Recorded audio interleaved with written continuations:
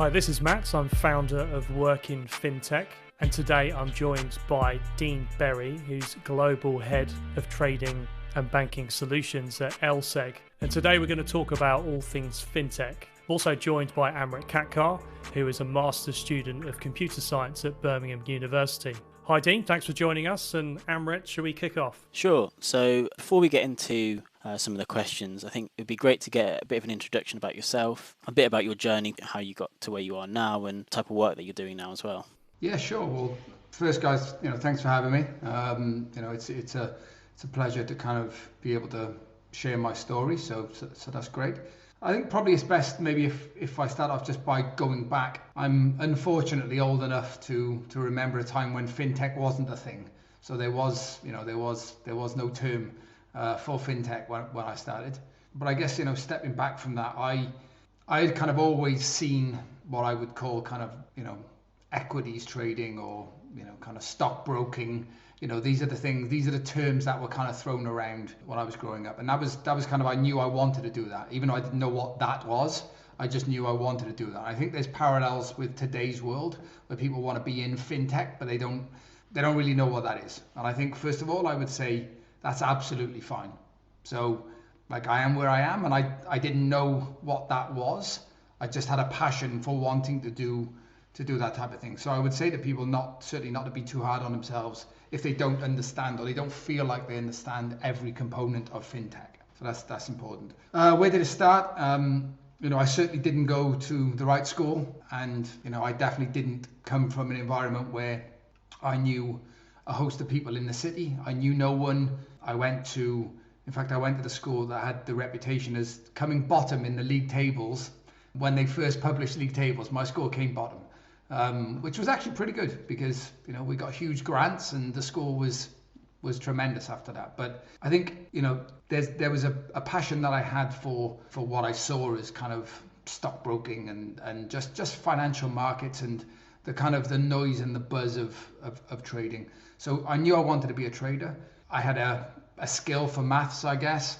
I was pretty keen to kind of get rid of every other subject that I could as quick as I could and get down to kind of just pushing the maths piece. So I went from, the usual approach. I actually went to Birmingham University myself, and that should have been the perfect thing. Great red brick university. Unfortunately, I kind of, I didn't have great advice from my school, so then I ended up directing myself into a pure maths degree, which was exactly not what I wanted to do. I didn't want to be writing theorems, and I actually wanted to be doing something much more applied.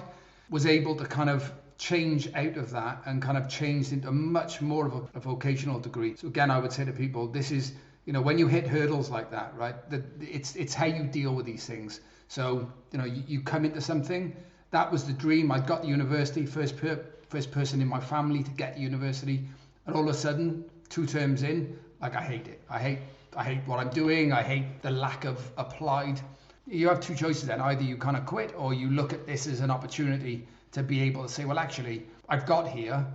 I've learned something. What can I do with this? And for me, it was a case of I was able to leverage where I got to get onto another course and change that into a much more applied. So still maths, but much more applied with statistics as it was then. So I did that, and that was great. I kind of was in a world where I felt that I was, kind of much more able to express what I wanted to do. So I did a lot more kind of practical stuff, modeling of, financial markets and the like, and did the usual kind of end of graduate milk round, as it was called then, applied to, a host of banks.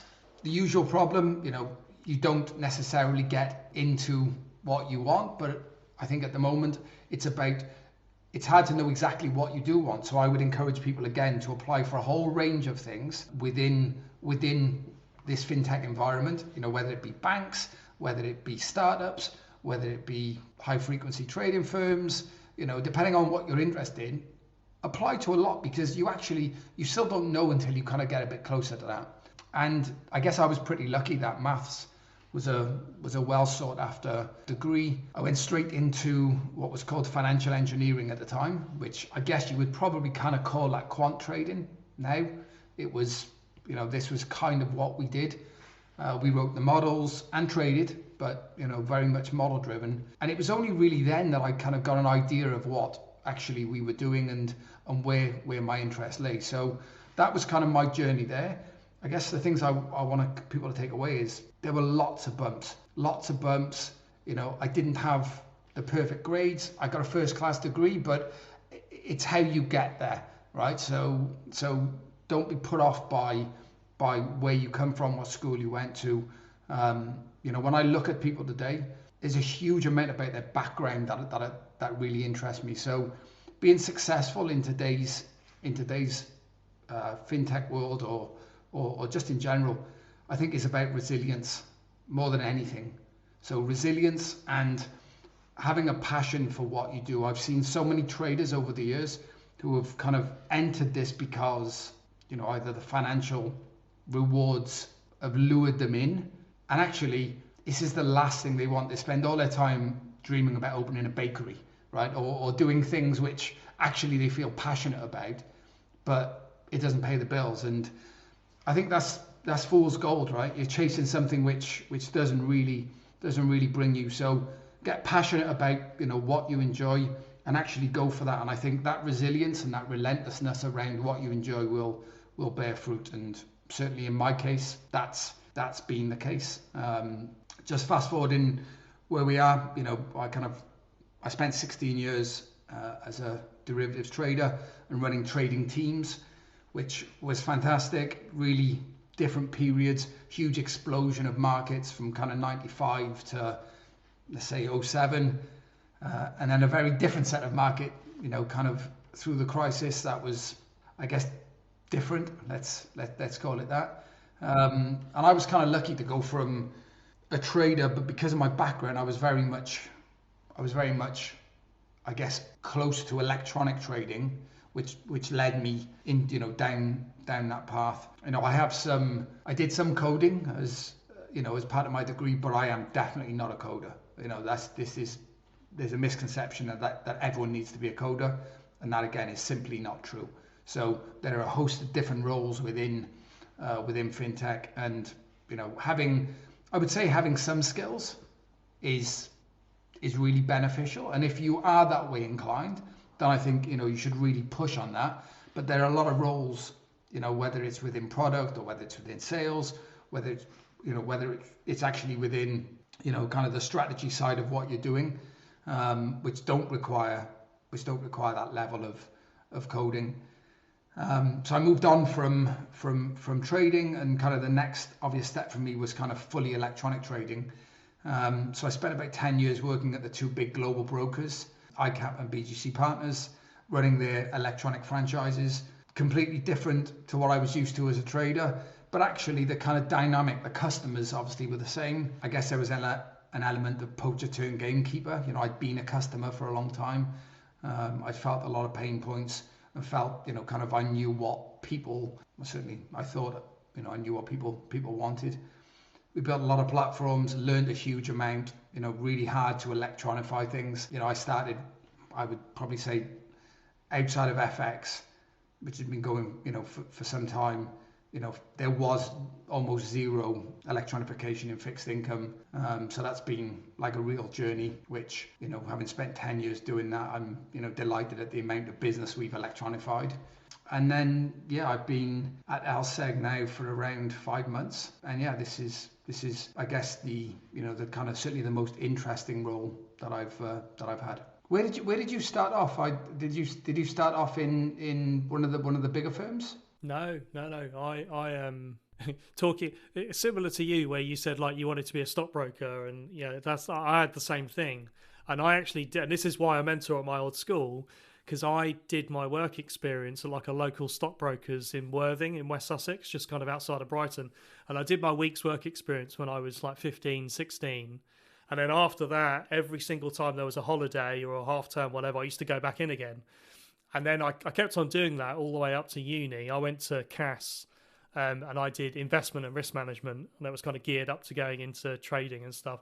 And then I contacted the the kind of group of guys that I'd worked at the stockbrokers. I said, I'm looking for a job. Have you got any contacts? And same thing, I didn't know anyone. So I was looking for some contacts from these guys. And you write the letters out to a bunch of people. And then I ended up, didn't get anything from that. And then I decided to go traveling around Africa.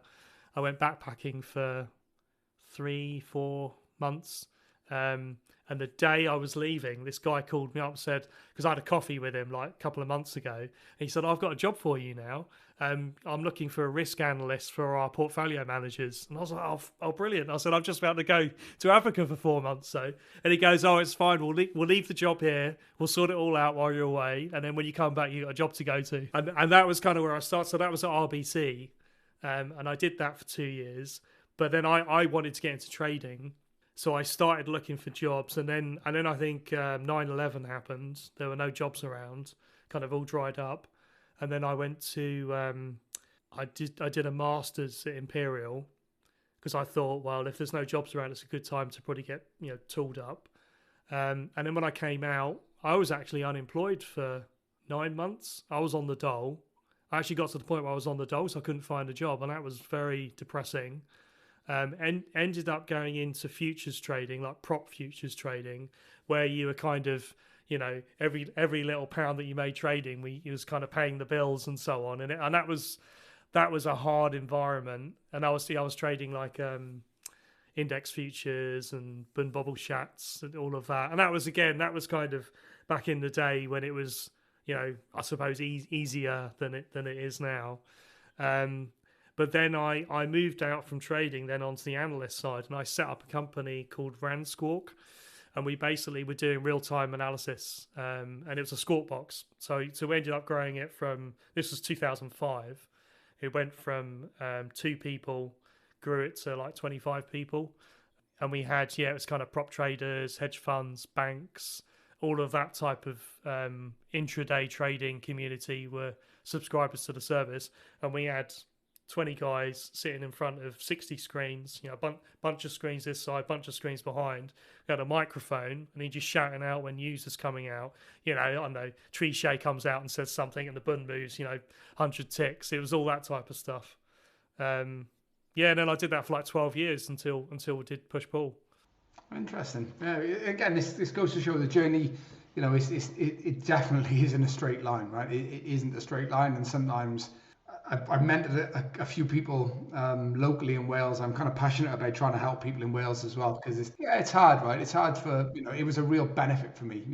I was literally, the only Welsh trader in the market at the time, which was great for me because people kind of knew me, right? If you met that Welsh guy, it was kind of me. So, but what I realized is actually, for me, that was a great way for people to get to know me. I was able to kind of, build a network quite quickly. And no matter what people say, that's important, right? You have to build a network.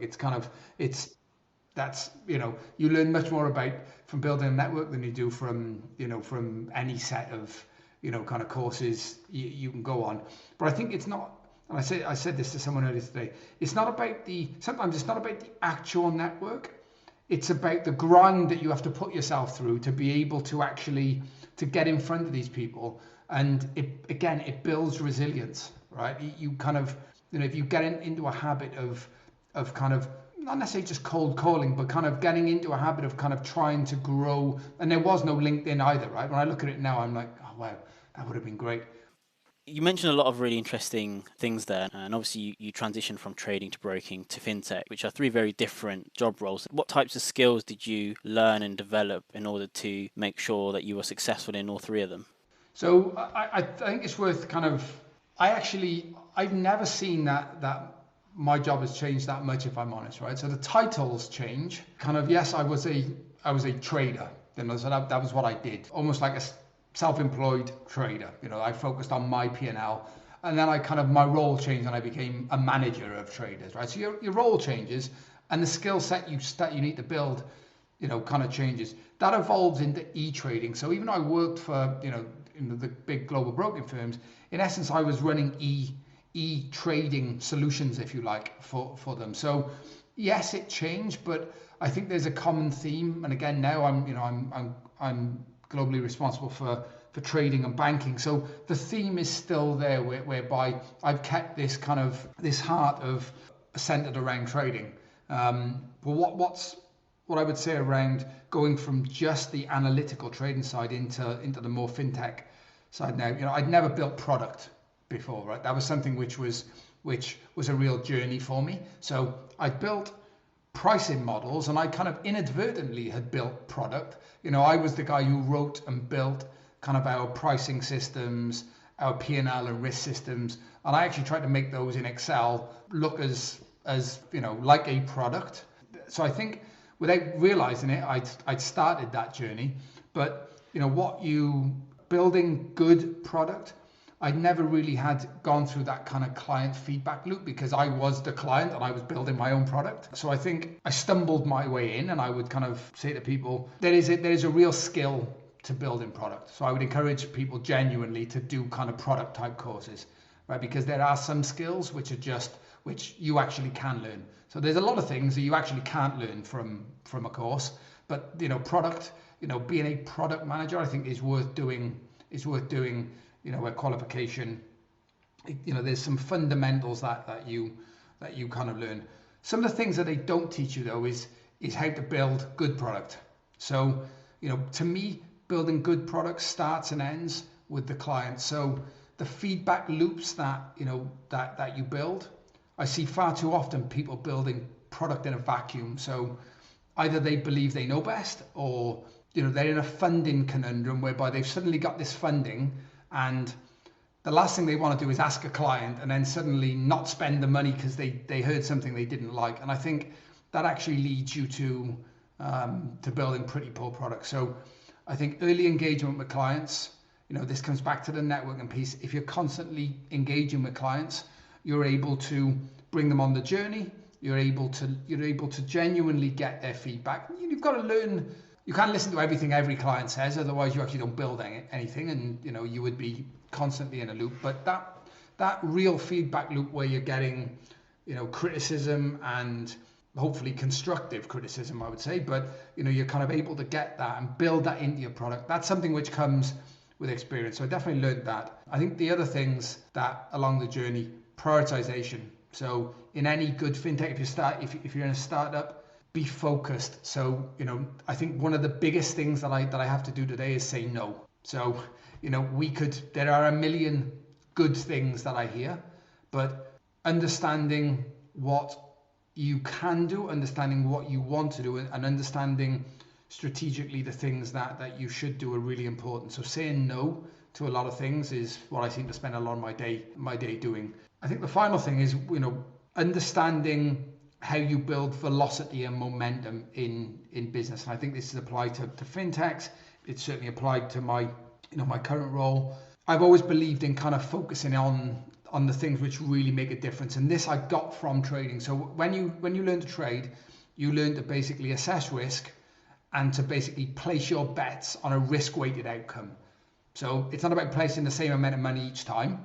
You can be a 51-49 trader, but as long as you bet properly, then you're going to make a lot of money. And that's been kind of drilled into me for so many years. So what I think that means now in this world is trying to do 50 things. You will do 50 things at the edge. I talk to my guys about focusing on the big rocks. There's a great book by James Kerr called Legacy about the New Zealand All Blacks. And I would encourage everyone to read that, whether you're into sport or not. You don't need to be. This is a life book about kind of really focusing. The All Blacks have, arguably been the best at what they do for so long, and they focus on very simple things. Yeah, they focus on the things which will actually really make a difference. And if you try and make too many of those, you can't really focus on it. There's just not enough time. So I keep banging on to people about, let's make sure we move the big rocks. We might pick up some small ones on the way, but let's have 3 big rocks that no matter what happens this year, we are going to move, and we're going to move them far up the field. If you do that, 25 years in, that's worked tremendously well for me. That, I've been able to actually generate significant revenues by really focusing on the big things. Now, sometimes you pick the wrong big thing, so I think you've also got to be humble enough, and that goes back to the client feedback piece. Sometimes people get so wed to an idea that they struggle to be able to actually see the wood for the trees. And sometimes, there's a great saying in trading, the first cut is the cheapest. So, sometimes you're better off just, cutting if you really realize that you are wrong, but sometimes you only learn that as you go. And so on that piece, you mentioned identifying the big rocks and moving the big pieces. There are a huge amount of opportunities, technological opportunities at the minute, whether that's AI, automation, big data, the cloud. There's a huge amount of opportunities, and they're all impacting in different ways in fintech, whether that's payments or trade lifecycle processing and that type of thing. What technology do you see as the dominating technology in the next few years ahead, and how does that link into your primary business area, so trading and global analytics? So again, this is, I think, very specific in terms of what I do. So rather than just throwing the buzzwords, the actual real output of AI and ML, I think, is probably one of the most, is the biggest things, in my world. There's a big opportunity around kind of collaborative trading, and I think the processing power that we have today and the tools we have can make really big shifts there. The other one I would say, and this is really not sexy, but it continues to drive my world, is actually true automation. And I put the word true in front of, because sometimes people use the word automation, but actually they're not really automating things. They're just stitching processes together. And I think true automation, whereby you can have genuinely no hands, again, I still think something which drives certainly the trading and the banking world. We're doing a lot of things which are really around productivity in our banking suite, because if you're an investment banker, you still spend a huge amount of your life using Microsoft Office type tools, and you need automated productivity. You don't want to be producing pitch decks, which again are constantly having to be done again and again. And so, we're doing a lot of automation of those sometimes mundane tasks, but which make a significant difference. You think about M&A. M&A seems like, the big, you've closed a huge deal but there's a huge amount of grind that goes into the background. A huge amount of people who are kind of turning cogs behind the scenes. So we've got a big focus on that, because that's an industry which hasn't really changed for probably the last 20 years. So I would say AI and ML, and then automation, definitely in my world.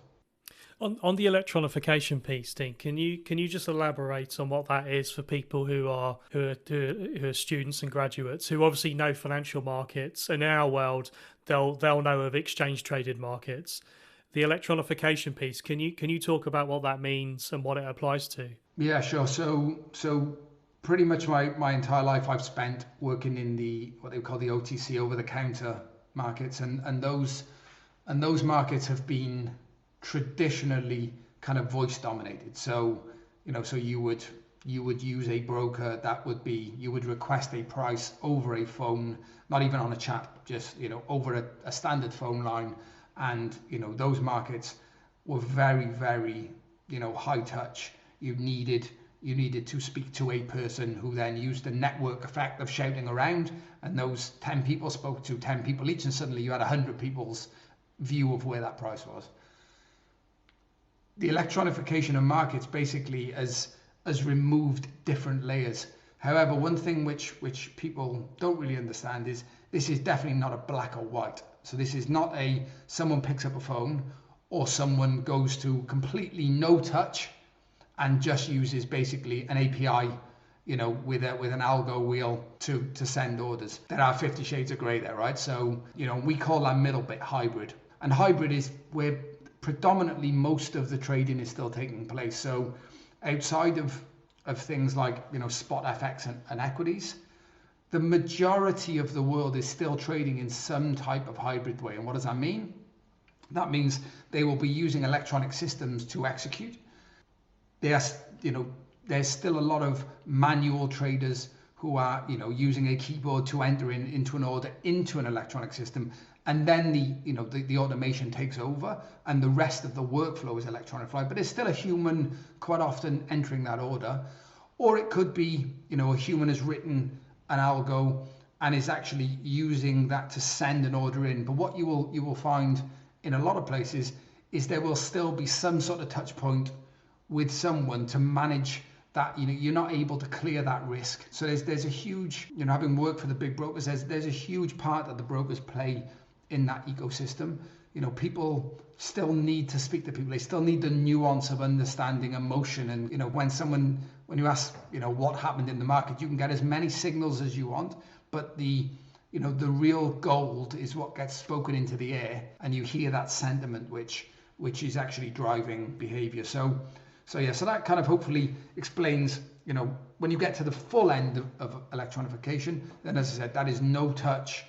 Basically that is a human deciding on how he wants his algo to work, and then literally taking his hands off and just tweaking the algo to drive, and the whole decision making is done by a machine, right through the pricing, the trading, the settlement, all the way back through to risk. And there's no human touch there. But that is, people shouldn't be misinformed that is what happens everywhere. That is not what happens everywhere. I would say hybrid is still the kind of biggest way that people trade. So you mentioned that in a world where automation is the primary form of contacting markets, and that is the way that traders execute trades, if you like. For people who are graduates now, in a few years, when there may be that may be the environment that they're working in, what will the job description look like? Will it be more of a product management type role where they're sort of creating miniature products, if you like, and using those, or is it more analytical? So I often joke with a lot of the product people, I think product is a new trading,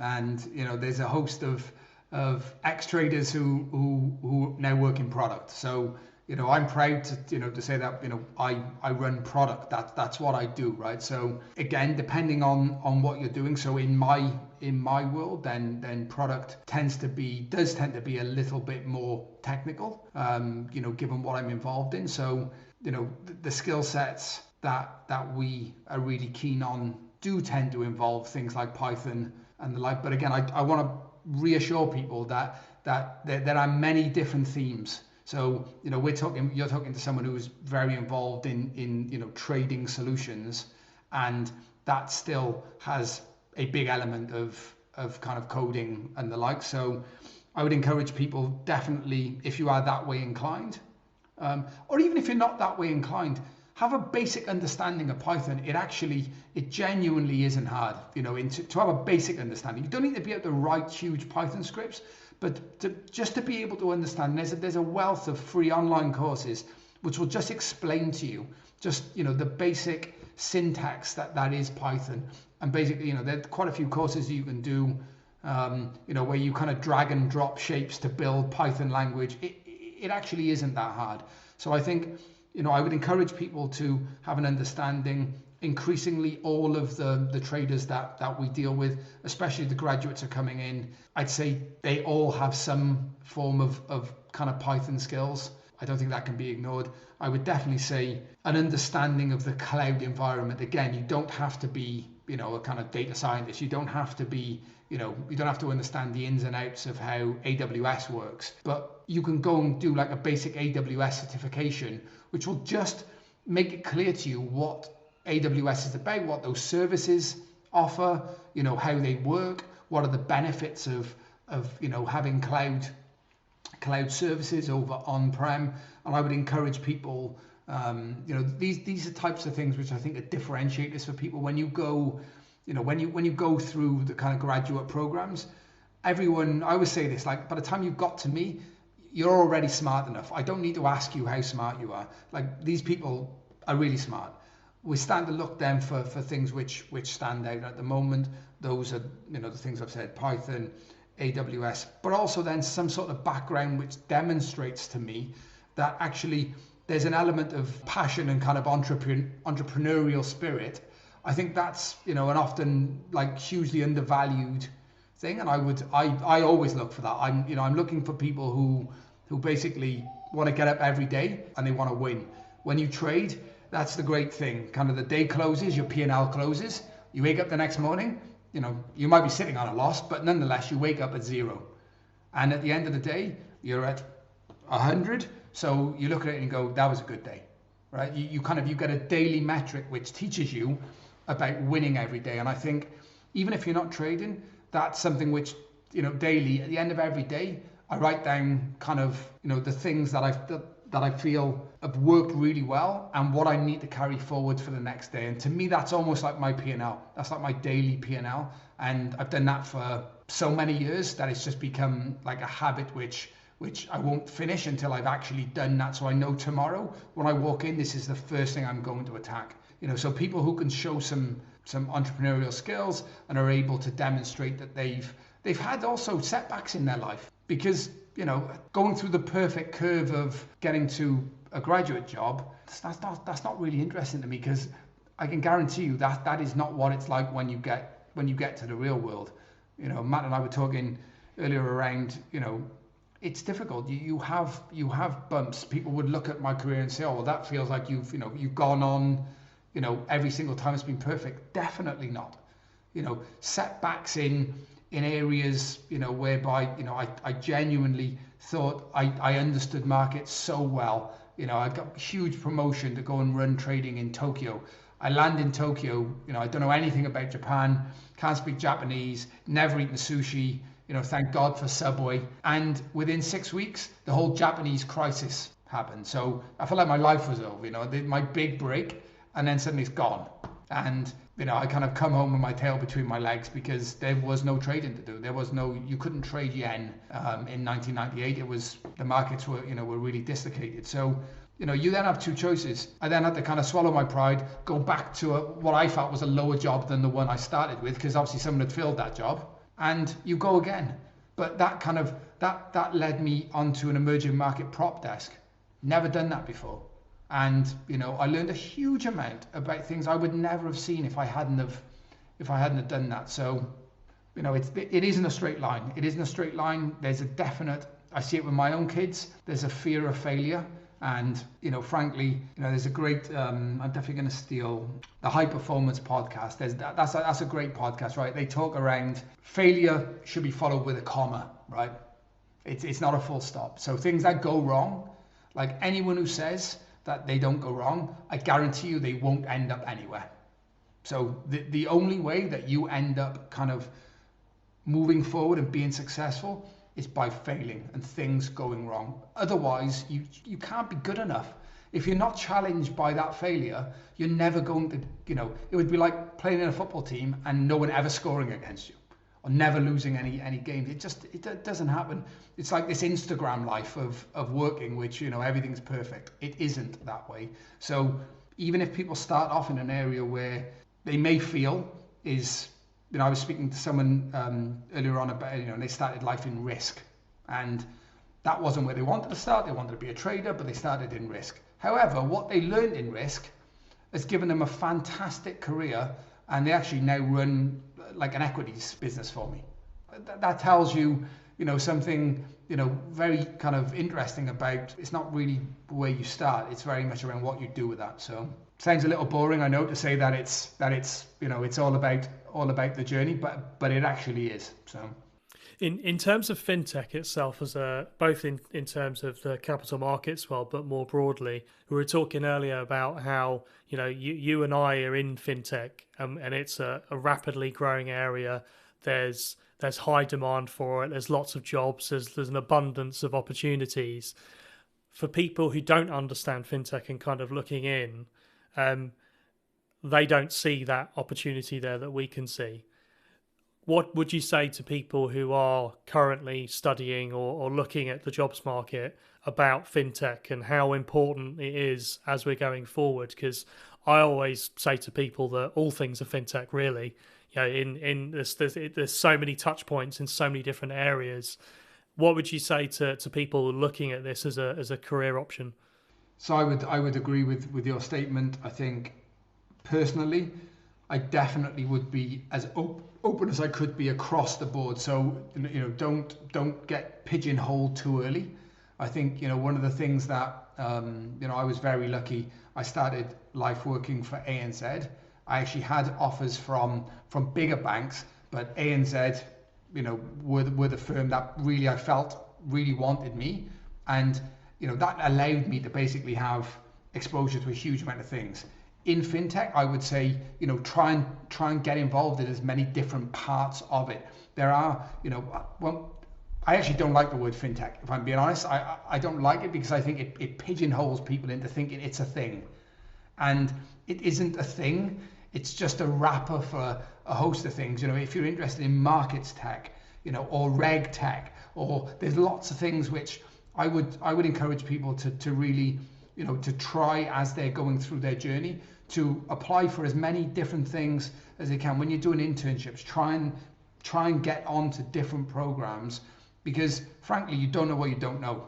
And unfortunately, when you're in university, there is, well, I'm pretty sure this is the case when I speak to the grads now, careers advice is still not there in financial markets because it's a relatively closed group. So unless, there is the occasional kind of ex-trader who ends up going to become a lecturer and who really does understand, but that's the exception, not the rule. So I would say be as broad as you can within the field that interests you. I would say that, I think it's good early in your career to try to change roles quite frequently. That may well be a little bit kind of counterintuitive, but I actually think, as a trader, every 2 or 3 years you change. That was sometimes partly because of the way the contracts works, but also it was opportunity, and there was chances to kind of try, and I know that made me more marketable. It also kind of opened my mind. So I've seen a huge range of